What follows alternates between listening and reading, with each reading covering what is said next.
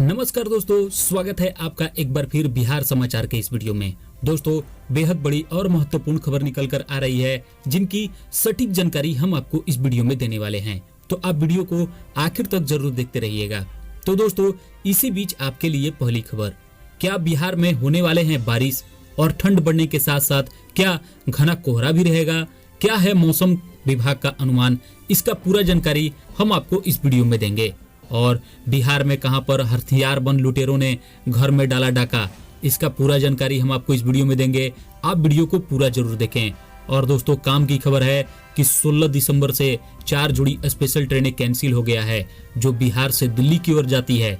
ये कौन कौन से स्पेशल ट्रेनें हैं, इनका कहां से कहां तक रूट है, इसका पूरा जानकारी हम आपको इस वीडियो में देंगे। आप वीडियो को पूरा जरूर देखें।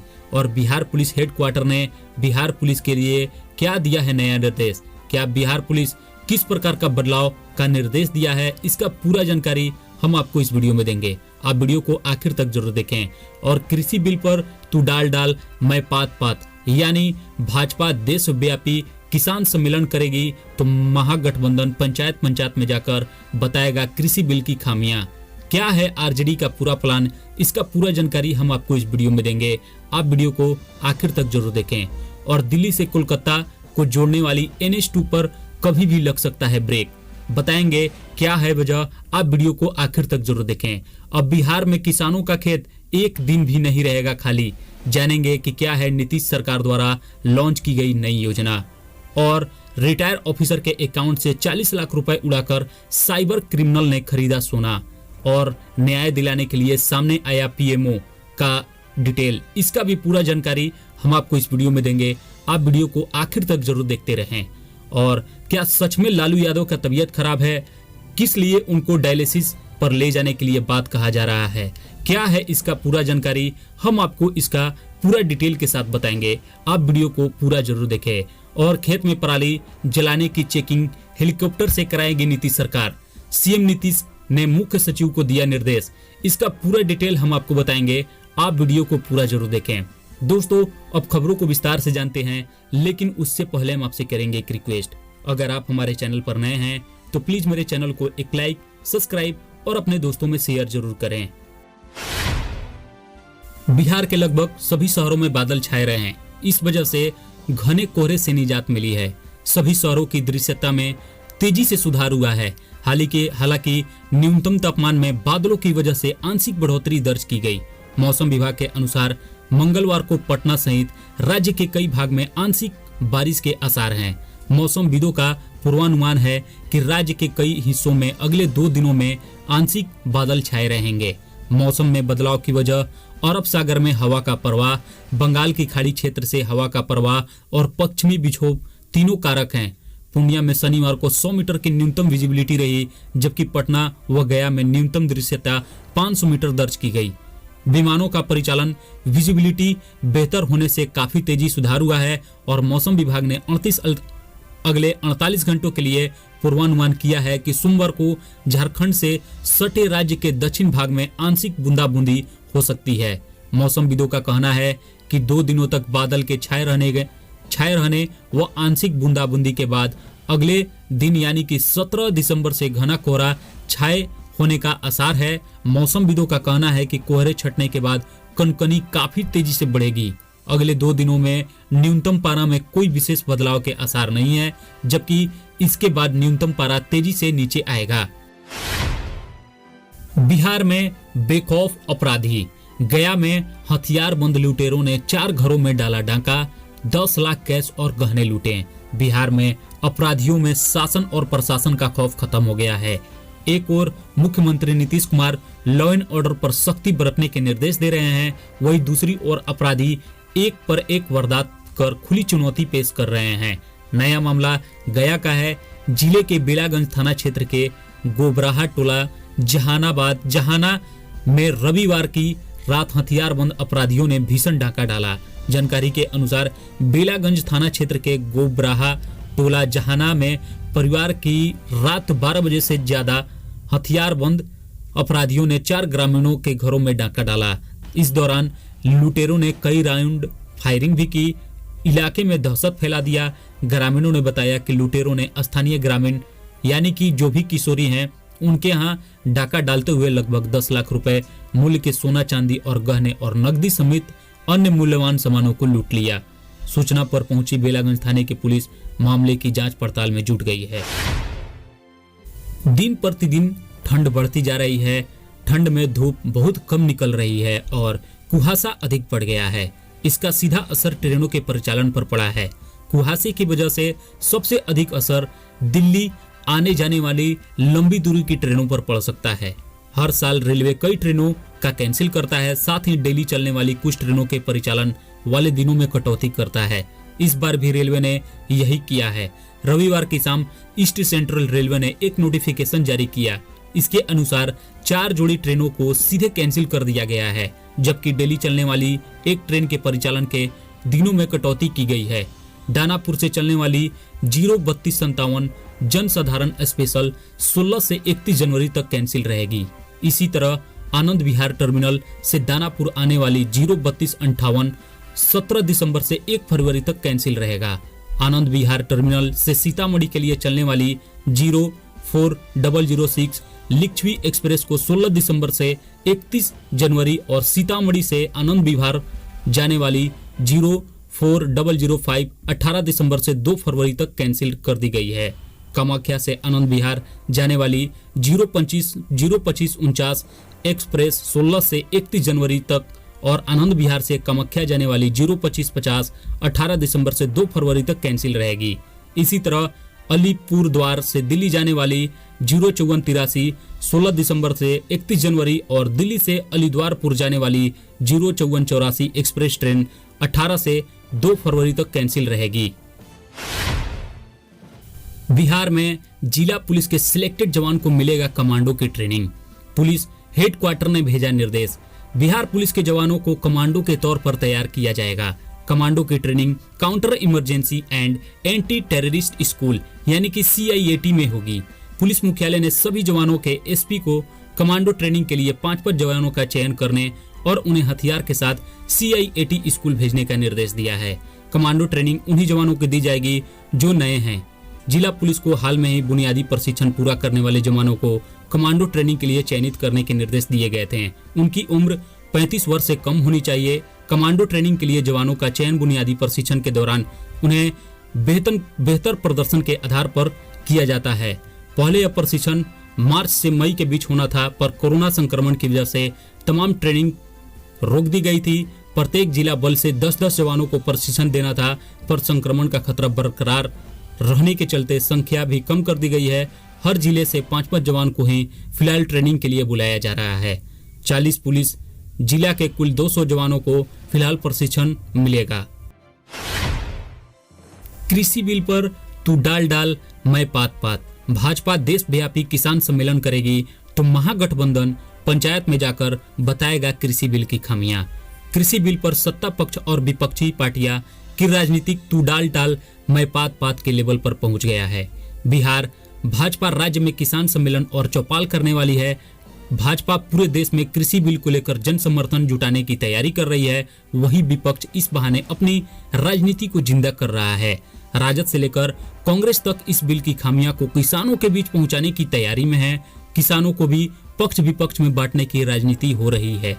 दिल्ली के हरियाणा पंजाब बॉर्डर पर किसान विरोध प्रदर्शन कर रहे हैं, जो पूरे देश में किसानों को सत्तारूढ़ दल और विपक्षी पार्टियां अपने अपने पक्ष में करने में लगी हैं। बिहार में राजद कृषि बिल को लेकर किसानों को जागरूक करने जा रही है। पार्टी इसके लिए अपने संगठन का पूरा उपयोग करेगी। राजद के कार्यकर्ता गांव-गांव घूम-घूम कर कृषि बिल की खामियां को बताएंगे। यह काम अगले 11 दिनों तक करेंगे। 23 दिसंबर को पार्टी चौधरी चरण सिंह की जयंती के दिन बड़ा कार्यक्रम करेगी। इसका पूरा ब्लूप्रिंट तैयार कर लिया गया है। राजद के साथ साथ कांग्रेस भी तैयार रह रही है कि किसान आंदोलन को मजबूत करने के लिए बिहार से किसान दिल्ली कूच करेंगे। हालांकि अभी तारीख तय नहीं हुई, लेकिन इसको लेकर योजना बनाई जा रही है। दिल्ली से कोलकाता को जोड़ने वाली NH2 पर कभी भी लग सकता है ब्रेक। जानेंगे क्या है वजह। दिल्ली से कोलकाता को जोड़ने वाली NH2 पर कभी भी ब्रेक लग सकता है। दरअसल कैमूर के NH2 पर कर्मनासा नदी पर बना अस्थायी स्टील ब्रिज जो है जर्जर हो गया है। जो कभी भी टूट सकता है।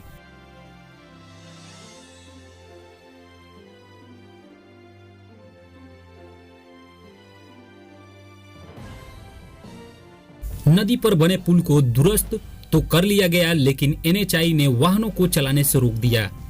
अधिकारियों का कहना है कि पहले प्रशासन ओवरलोडिंग बालू पर रोक लगाए, तभी हम गाड़ियों को जाने देंगे। एनएचआई के प्रोजेक्ट डायरेक्टर ने इसको लेकर कैमूर, रोहतास और औरंगाबाद डीएम को पत्र भेजकर फिर एक बार आगाह किया है, जब तक ओवरलोडिंग वाहन नहीं रुकेगा तो पुल डैमेज होते रहेंगे। बता दें, 1 साल पहले NH2 कर्मनासा नदी पर बना पुल एक पाया में दरार आने से तत्काल वाहनों को पुल से पार करने पर रोक लगा दिया गया था, जिससे 2 माह तक बिहार उत्तर प्रदेश से संपर्क टूट गया था। फिर पुल का 2 और डायवर्जन बनाया गया, जिसमें 16 करोड़ का लागत लगा।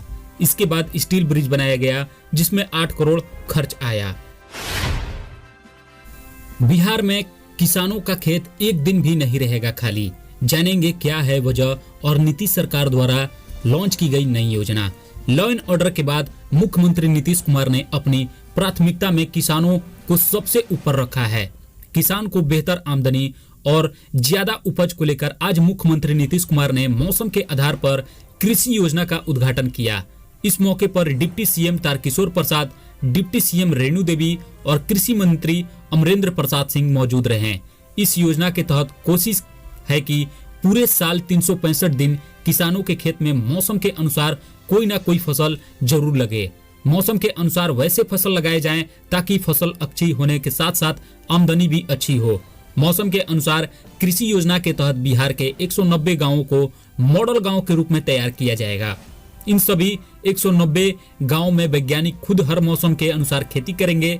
इसके लिए बोरलाट इंस्टीट्यूट ऑफ साउथ एशिया और राजेंद्र कृषि विश्वविद्यालय पूसा और कृषि विश्वविद्यालय सबौर भागलपुर के वैज्ञानिक आपस में मिलकर इस योजना को सफल बनाएंगे। अगले 5 साल तक वैज्ञानिक खुद खेती करेंगे, जिसके बाद बिहार के लाखों किसानों को इसे दिखाया जाएगा और इसे सिखाया जाएगा। रिटायर्ड ऑफिसर के अकाउंट से 40 लाख रुपए उड़ाकर साइबर क्रिमिनल ने खरीदा सोना। न्याय दिलाने के लिए सामने आया पीएमओ। बिहार में साइबर क्राइम करने वाले अपराधियों ने नालको के रिटायर्ड अफसर के खाते से 40 लाख रुपए उड़ा लिए।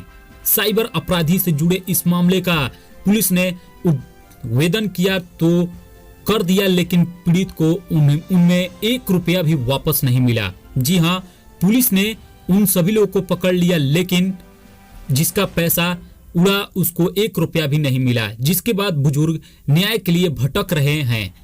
अब थक हार कर उन्होंने पीएम नरेंद्र मोदी को पत्र लिखा है। बड़ी बात यह है कि पीएमओ ने उन्हें रिस्पॉन्स भी दिया है। प्रकाश चंद्र अखौरी, जो सासाराम के रहने वाले हैं, नालको में HRD के पद पर तैनात थे। सेना निवृत्ति के बाद जो पैसे बचे थे, उस पैसों को उन्होंने अपने आगे के जिंदगी के लिए बचा रखा था, लेकिन उन्हें क्या पता था कि साइबर अपराधी की नजर उनके बैंक खाते पर है। उन्होंने अपनी नौकरी के दौरान पटना में एक फ्लैट खरीदा और रिटायरमेंट के बाद फ्लैट को बेचकर पैसे को बैंक में जमा कर दिया ताकि उसके ब्याज से उनका जीवन चल सके। लेकिन साइबर अपराधियों ने उनके खाते से 40 लाख उड़ाकर बनारस के एक आभूषण दुकान से ऑनलाइन पेमेंट कर सोना खरीद लिया। पुलिस ने इस मामले में तत्परता दिखाते हुए 4 साइबर अपराधियों को गिरफ्तार कर लिया, जिसमें से सभी पीड़ित के करीबी ही थे। इनमें से 2 लोग उनके किराएदार थे। सभी ने मिलकर पीड़िता को चूना लगाया था, लेकिन अब भी 4 आरोपी खुलेआम घूम रहे हैं। रिटायर अधिकारी का कहना है कि उनकी 2 बेटियां विदेश में रहती हैं, वो अकेले सासाराम में रहते हैं। ऐसे में उच्चकों की नजर उन पर है। ऐसी स्थिति में वो खुद को असुरक्षित महसूस करते हैं। लालू यादव को डायलिसिस पर ले जाया जा सकता है। आज स्पेशलिस्ट डॉक्टर करेंगे जांच। चारा घोटाला मामले में सजा याफ्ता आरजेडी सुप्रीमो लालू प्रसाद यादव की सेहत में सुधार नहीं हो रहा है। लालू की किडनी फंक्शन पहले से और खराब हुई है। अब लालू को डायलिसिस पर ले जाने की संभावना जताई जा रही है। लालू प्रसाद यादव की सेहत को लेकर आज स्पेशलिस्ट डॉक्टर उनकी जांच कर सकते हैं। रिम से आ रही खबर के मुताबिक लालू यादव की जांच नेफ्रोलॉजिस्ट डॉक्टर कर सकते हैं। लालू यादव किडनी की बीमारी से ग्रसित हैं। इसके अलावा भी उन्हें कई तरह की परेशानी है। लालू का क्रिएटिनिन लेवल 2.5 जा चुका है। डॉक्टरों की माने तो अगर इसमें जल्द सुधार नहीं हुआ तो लालू यादव को अगले चंद महीनों में डायलिसिस पर ले जाना मजबूरी होगी। डायलिसिस बहुत लंबा नहीं चल सकता है, लिहाजा किडनी ट्रांसप्लांट एक बहुत बड़ा विकल्प है। किडनी को लेकर लालू यादव की परेशानी के पीछे बड़ी वजह वह पथरी का होना भी है। पथरी के दबाव की वजह से लालू की किडनी फंक्शन प्रभावित है। इसके अलावा लालू का हीमोग्लोबिन भी बेहद कम है। हाइपर थैलेसीमिया से पीड़ित लालू यादव को कई तरह के रोगों का सामना करना पड़ रहा है। गौरतलब है कि चारा घोटाला केस में लालू यादव की जमानत अर्जी 11 दिसंबर को सुनवाई होने वाली थी, लेकिन सजा की अवधि वाली सर्टिफाइड कॉपी जमा नहीं कर पाने की वजह से सुनवाई को टाल दिया गया। अब कोर्ट ने लालू को 6 सप्ताह का समय दे दिया है।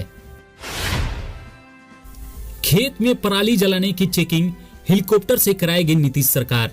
सीएम नीतीश ने मुख्य सचिव को दिया निर्देश। खेत में कृषि अवशेष यानी पराली जलाए जाने के मुद्दे पर राज्य सरकार गंभीर हो गई है। मुख्यमंत्री नीतीश कुमार ने राज्य के मुख्य सचिव को यह निर्देश दिया है। वह हेलीकॉप्टर से इस बात की चेकिंग करें कि राज्य के किस इलाके में खेतों के अंदर पराली जलाई जा रही है। मुख्यमंत्री नीतीश कुमार ने आज जल जीवन हरियाली अभियान के तहत जलवायु अनुकूल कृषि कार्यक्रम का शुभारंभ करते हुए निर्देश दिया है। सीएमओ ने कहा है कि कृषि अवशेष को खेत में जलाए जाना पर्यावरण के लिए बेहद नुकसानदेह है। हमने लगातार जागरूकता अभियान चलाकर किसानों को यह बात समझाने की कोशिश की है। इसके बावजूद इसमें लगातार बिहार में किसान खेतों के अंदर कृषि अवशेष यानी पराली जला रहे हैं। इस बात को गंभीरता से लेने की जरूरत है। मुख्यमंत्री ने कहा कि सेक्रेटरी इस बात को खुद देखें। इसके लिए राज्य सरकार का हेलीकॉप्टर 3-4 दिन बुक करें और खुद बिहार के सभी जिलों का हवाई सर्वेक्षण करें। बांका से लौटते वक्त खुद खेतों में कृषि अवशेष जलाने का गवाह बने मुख्यमंत्री ने कहा कि हमें बड़े पैमानों पर ऐसा नजारा दिखा कि खेतों के अंदर पराली या तो लाई गई या फिर कृषि के अवशेष जलाने के बाद यहाँ रखा जमा है। मुख्यमंत्री ने निर्देश दिया इसके लिए आवश्यक हो तो पर्यावरण के और कृषि के जानकार लोगों की भी मदद ली जाए, लेकिन किसी भी कीमत पर खेतों के अंदर कृषि अवशेष न जलाएं। यह सुनिश्चित किया जाए। मुख्यमंत्री ने इस बात पर भी नाराजगी जताई कि समाचार पत्रों और मीडिया के जरिए भले ही जागरूकता अभियान के विज्ञापन प्रसारित किए जाते हैं, लेकिन यह बात जमीनी स्तर पर जाकर किसानों को समझाने की आवश्यकता है। नीतीश ने कहा अगर किसानों तक पहुंचकर जागरूकता फैलाई जाए कि पराली खेतों में जलाने से कितना नुकसान है, इस बात को शायद लोग समझ जाएंगे। चुनाव में भीतरघात करने वाले नेताओं पर तेजस्वी का एक्शन जारी। पूर्व विधायक समेत 11 नेता आरजेडी से निष्कासित। विधानसभा चुनाव में बेहतर प्रदर्शन करने के बावजूद 10 सप्ताह से दूर रहने वाले तेजस्वी यादव अब भीतरी घातियों पर लगातार एक्शन ले रहे हैं। आरजेडी के उम्मीदवारों के खिलाफ चुनाव के दौरान भीतरघात करने वाले नेताओं को पार्टी से बाहर करने का सिलसिला जारी है। 2 दिन पहले दरभंगा जिले के आरजेडी अध्यक्ष राम नरेश यादव को पार्टी से बाहर का रास्ता दिखाया गया और एक पूर्व विधायक समेत 11 अन्य नेताओं को आरजेडी से निष्कासित कर दिया गया।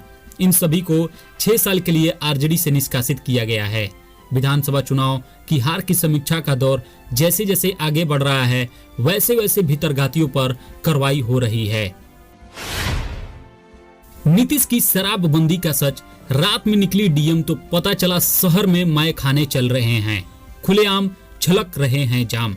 बिहार में पूर्ण शराबबंदी की कलई हर रोज खुल रही है। सीतामढ़ी के डीएम शनिवार की देर रात शहर में घूमने निकली तो पता चला कि बीच शहर में मय खाने चल रहे हैं, खुलेआम जाम छलकाए जा रहे हैं। नाराज डीएम ने सिर्फ थाना प्रभारी ही नहीं बल्कि पुलिस के सीनियर अधिकारियों के खिलाफ कार्रवाई के लिए सरकार को पत्र लिखने का ऐलान किया है। दरअसल डीएम और एसपी ने उत्पाद विभाग की टीम को अपने साथ ले लिया है। उत्पाद विभाग की टीम ने शहर से बाहर लाइन होटलों में छापेमारी की, लेकिन वहां कुछ नहीं मिला। फिर अधिकारियों का दस्ता शहर के स्टेशन रोड पहुंचा। छापेमारी का सिलसिला शुरू हो गया तो पता चला कि स्टेशन रोड में माय खाने चल रहे हैं। स्टेशन रोड के होटल त्रिमूर्ति और बिहार मीट पराठा हाउस में जाम के साथ मीट पराठा का स्वाद लिया जा रहा था। छापेमारी के दौरान शराब के साथ एक व्यक्ति पकड़ा गया, जो होटलों से शराब की कई खाली बोतल बरामद हुई। डीएम ने माना कि क्षेत्र के प्रभारी भी मिली भगत के बगैर कोई भी दुकान इस तरह के कारोबार करने की हिम्मत नहीं जुटा सकता। रविशंकर प्रसाद बोले, किसान आंदोलन का फायदा उठाने वालों के खिलाफ बड़ी कार्रवाई करेगी सरकार। केंद्रीय मंत्री रविशंकर प्रसाद ने शनिवार को कहा कि नए कृषि कानून के खिलाफ किसानों के आंदोलन का फायदा उठाने की कोशिश कर रहे हैं टुकड़े टुकड़े गैंग के खिलाफ कड़ी कार्रवाई की जाएगी। केंद्रीय कानून एवं न्याय मंत्री ने पटना जिले में बख्तियारपुर विधानसभा क्षेत्र के टेकबिघा गांव में इन तीनों कृषि कानूनों के समर्थन में बीजेपी की बिहार इकाई के किसान चौपाल सम्मेलन का उद्घाटन करते हुए यह बातें कही। रविशंकर प्रसाद ने कहा कि कह रहे हैं कि जब तक कानून वापस नहीं लिए जाते तब तक वे अपना आंदोलन वापस नहीं लेंगे। हम कहना चाहेंगे कि नरेंद्र मोदी सरकार किसानों का सम्मान करती है, लेकिन हम स्पष्ट करना चाहेंगे कि किसानों के आंदोलन का फायदा उठा रहे टुकड़े टुकड़े गैंग के खिलाफ कड़ी कार्रवाई की जाएगी। उन्होंने किसान चौपाल सम्मेलन को संबोधित करते हुए कहा, मैं पूछना चाहता हूं कि वो कौन लोग हैं जो देश को तोड़ने की भाषा बोल रहे हैं। अब उन तथाकथित बुद्धिजीवों को रिहा करने की मांग उठाई जा रही है जो दिल्ली और महाराष्ट्र में दंगे में शामिल होकर जेल में हैं। हिमाचल के 3 टूरिस्ट स्पॉट पर तापमान माइनस में पहुंच गया। पहाड़ी इलाकों में बर्फबारी और मैदानी इलाकों में बारिश के बाद ठंड पड़ गई है। कई राज्यों में शीतलहर चलने लगी और मौसम बदलने से जनजीवन पर असर पड़ा है। बर्फबारी की वजह से कई रास्ते बंद हैं तो कहीं कोहरे के चलते ट्रैफिक पर असर पड़ा है। हिमाचल प्रदेश के 3 इलाकों में टेम्परेचर माइनस में पहुंच गया। केलांग का तापमान -10 डिग्री रिकॉर्ड किया गया है।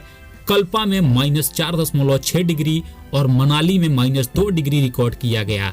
केलांग में 10 सेंटीमीटर बर्फबारी हुई और कल्पा में 4 और मनाली में 2 सेंटीमीटर बर्फबारी हुई।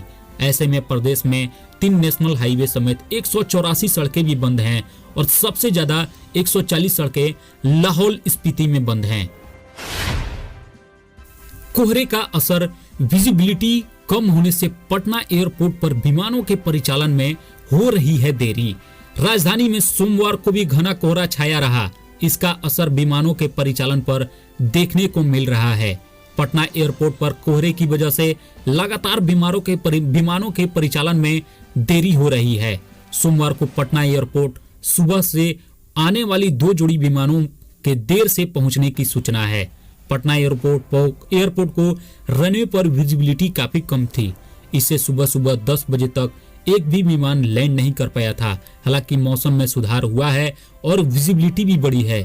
इससे दोपहर को भी सभी विमानों के समय के अनुसार एयरपोर्ट पर पहुंचने की सूचना मिल रही है। एयरपोर्ट के विंटर सीजन शेड्यूल में 44 विमानों का परिचालन किया जा रहा है। रविवार को अहमदाबाद, बेंगलुरु, कोलकाता और दिल्ली से आने वाली 1 दर्जन विमान विलंब से पहुंची थी। विमानों के परिचालन पर कोहरे का असर देखने को मिल रहा है। बता दें कि विमान के देर होने का कारण पटना एयरपोर्ट पर इसलिए यात्रियों का भीड़ नजर आ रही है।